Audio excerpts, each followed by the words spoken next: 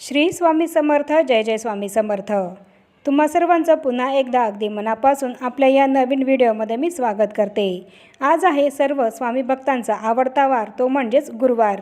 तशी तर आपण अगदी रोज नित्यनियमाने स्वामींची सेवाही करत असतो, पण गुरुवार हा आपल्या गुरूंचा वार आहे आणि म्हणूनच आपण या दिवशी जरी आपल्याकडनं इतर दिवस सेवाही झाली नसेल तर गुरुवारी तरी आपण आपल्या स्वामींची सेवाही नक्कीच करत असतो. स्वामींच्या नित्यसेवेमध्ये आपण तारक मंत्राचा जप, श्री स्वामी समर्थ या मंत्राचा जप, तसंच स्वामी चरित्र सारामृत या ग्रंथाचा पाठ हा करत असतो. स्वामींच्या नित्यसेवेमध्ये आपण अगदी रोज स्वामी चरित्र या सारामृतातील 3 अध्याय क्रमशः 3 अध्यायाचे पठण हे करत असतो. तसंच श्री स्वामी समर्थ या मंत्राचा आपण 11 माळी जप हा करत असतो आणि तसंच तारक मंत्राचा सुद्धा आपण 11 वेळा जप हा करत असतो. तर ही अशी सेवा आपण स्वामींची अगदी नित्यनियमाने रोज करत असतो.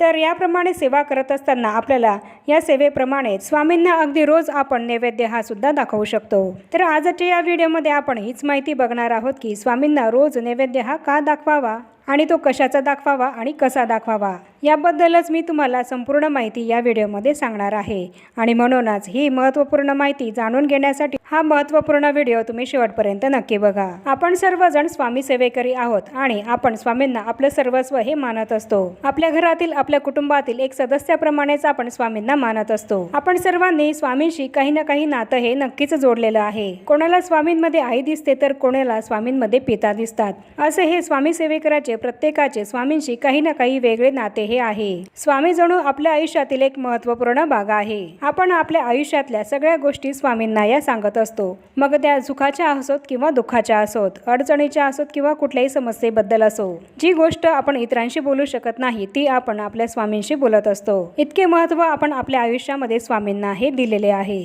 आणि म्हणूनच आपण आपल्या स्वामींना अगदी रोज नित्य नियमाने नैवेद्य हा दाखवला पाहिजे. स्वामींना नैवेद्य दाखवताना तो आपल्याला सकाळी आणि संध्याकाळी दोन्ही वेळेस दाखवायचा आहे. ज्या गृहिणी आहेत त्या तर दोन्ही वेळेस नैवेद्य हा तर नक्कीच दाखवू शकता, पण ज्या महिला या काहीतरी जॉब करत आहेत आणि त्यांना वेळ नाही तर अशा वेळेस त्यांनी स्वामींना निदान एक तरी वेळेस नैवेद्य हा नक्की दाखवायचा आहे. स्वामींना नैवेद्य दाखवताना अगदी रोज पंचपक्वान्नाचा नैवेद्य करण्याची काही गरज नाही. आपण आपल्या घरामध्ये रोज जे खातो पितो, ज्याचं जेवण स्वयंपाक हा आपल्या घरामध्ये रोज सकाळ संध्याकाळ होतो, त्याचाच नैवेद्य आपल्याला स्वामींना दाखवायचा आहे.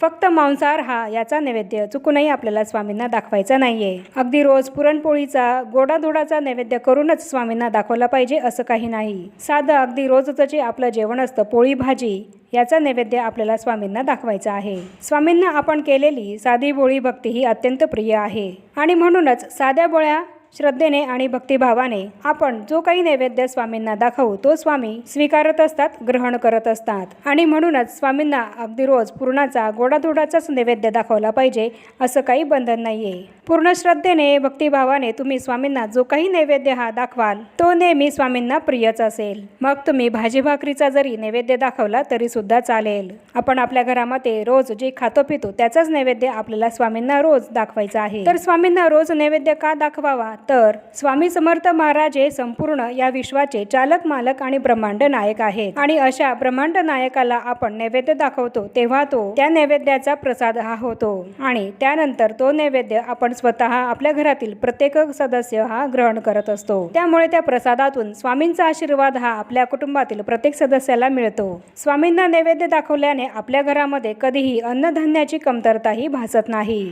कधीही कुठल्याच गोष्टीची कमतरताही आपल्याला स्वामी समर्थ महाराज कधीच भासू देत नाही. मग भलेही आपण कुठलाही नैवेद्य स्वामींना अर्पण केला तरी सुद्धा स्वामींची कृपादृष्टी आपल्यावर कायम राहते. ज्यांच्या घरामध्ये स्वामी समर्थ महाराजांना अगदी रोज नैवेद्य हा दाखवला जातो त्यांचे घरे स्वामी समर्थ महाराज संपूर्णपणे सात्विक हे करत असतात आणि त्याचप्रमाणे त्यांच्या सर्व प्रकारच्या समस्यांचं निवारण सुद्धा स्वामी समर्थ महाराज नेहमी करत असतात. ज्यांच्या घरामध्ये स्वामी समर्थ महाराजांना सकाळ संध्याकाळ न चुकता अगदी रोज नैवेद्य दाखवला जातो त्यांना जे काही प्रश्न असतात, त्यांच्या ज्या काही समस्या असतात त्या लवकरात लवकर सुटू लागतात आणि त्यांच्या घरातील सदस्यांची भावना देखील हळूहळू आध्यात्मिक होऊ लागते. तसंच घरामध्ये जे काही विविध प्रकारचे दोष असतात ते सुद्धा कमी होऊ लागतात. स्वामी समर्थ महाराजांना आपण रोज जो नैवेद्य दाखवतो त्यामुळे आपल्या अन्नाला जे काही दोष लागलेले असतात ते सुद्धा दूर होतात.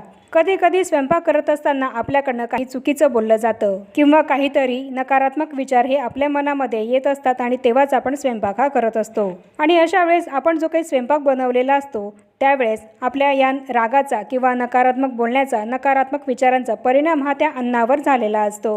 आणि अशा वेळेस जर आपण स्वामींना या स्वयंपाकाचा नैवेद्य दाखवला तर स्वयंपाक बनवताना जे काही विचार आपल्या मनामध्ये आलेले असतात त्याचे दोष हे जे काही अन्नाला लागलेले असतात ते दूर होतात। स्वामींच्या कृपा आशीर्वादाने त्या अन्नाचा प्रसाद होतो आणि त्याला जे काही दोष लागलेले असतात, जे काही नकारात्मक विचार त्या अन्नामध्ये, त्या स्वयंपाकामध्ये आपल्याकडून गेलेले असतात ते दूर होतात आणि शुद्ध सात्विक जेवण हे प्रसादाच्या रूपामध्ये आपल्या घरातील सदस्यांना खायला हे मिळत असतं। स्वामींना नैवेद्य दाखवल्यानंतर तो आपण आपल्या घरातील प्रत्येक सदस्य हा प्रसाद रूपाने खात असतो। स्वामींना दाखवलेला नैवेद्य प्रसाद म्हणून खाल्ल्यानंतर आपल्या घरातील प्रत्येक व्यक्तीच्या वागण्या बोलण्यामध्ये सकारात्मकता ही येऊ लागते आणि ज्यांच्या घरामध्ये स्वामी समर्थ महाराजांना रोज नैवेद्य हा दाखवला जातो त्यांच्या घरामध्ये माता लक्ष्मी ही अखंड वास करते आणि अशा घरात कधीही कशाची कमीही पडत नाही। स्वामींना नैवेद्य दाखवताना तो आपण आपल्या जेवणाच्या अगोदर दाखवायचा आहे आणि 2 व्यक्ती, 2 सदस्य हे आपल्या कुटुंबातील जेवतील इतका नैवेद्य हा आपल्याला ताटामध्ये व्यवस्थितपणे आधी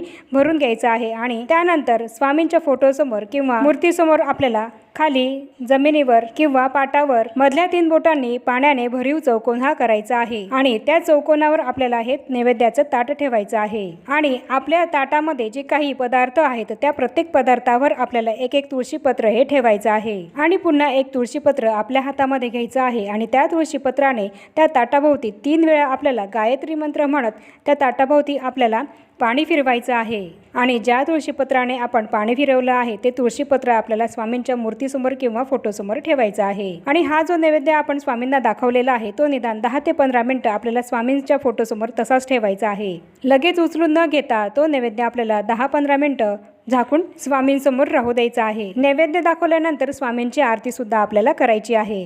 स्वामींना आपण जो काही नैवेद्य दाखवतो तर त्या नैवेद्यावर स्वामींची कृपादृष्टीही पडत असते आणि तोच नैवेद्य आपण प्रसाद म्हणून नंतर ग्रहण करत असतो। आपल्यापैकी बरेच जण स्वामींना सकाळ संध्याकाळ नैवेद्य हा दाखवत असतील, पण जे कोणी नैवेद्य हा कसा दाखवायचा याबद्दलची संपूर्ण माहिती नसल्यामुळे नैवेद्य दाखवत नसतील तर त्यांनी इथून पुढे स्वामींना अगदी दररोज नैवेद्य हा जरूर दाखवायचा आहे। मग तुम्ही तो चटणी भाकरीचा दाखवा किंवा खिचडी भात कशाचाही नैवेद्य दाखवला तरी सुद्धा चालेल। यामध्ये फक्त आपल्याला मासिक धर्माचे 4 दिवस हे सोडायचे आहेत। बघा, तुम्ही सुद्धा जर असा नैवेद्य स्वामींना रोज दाखवत असाल तर तुमच्या घरात सुद्धा काही ना काही सकारात्मक बदल हे घडून येताना तुम्हाला सुद्धा दिसतील। कुठलीही शंका मनामध्ये न ठेवता स्वामींना नैवेद्य दाखवायला सुरुवात तर करा। बघा, तुम्हाला तुमच्या घरामध्ये सकारात्मक बदल हे घडून आलेले दिसतील। तर याप्रमाणे मी तुम्हाला आपल्या आजच्या या व्हिडिओमध्ये संपूर्ण माहिती दिली आहे की स्वामींना नैवेद्य हा का दाखवला पाहिजे आणि कशाचा दाखवला पाहिजे आणि कसा दाखवला पाहिजे याबद्दलची संपूर्ण माहिती मी तुम्हाला या व्हिडिओमध्ये दिली आहे। आणि आता या छोट्याशा माहितीसह आपण आपला आजचा हा व्हिडिओ इथेच थांबूया। चॅनलवर जर पहिल्यांदाच आला असाल तर चॅनलला जरूर सबस्क्राईब करा आणि या व्हिडिओला जास्तीत जास्त लाईक आणि शेअर सुद्धा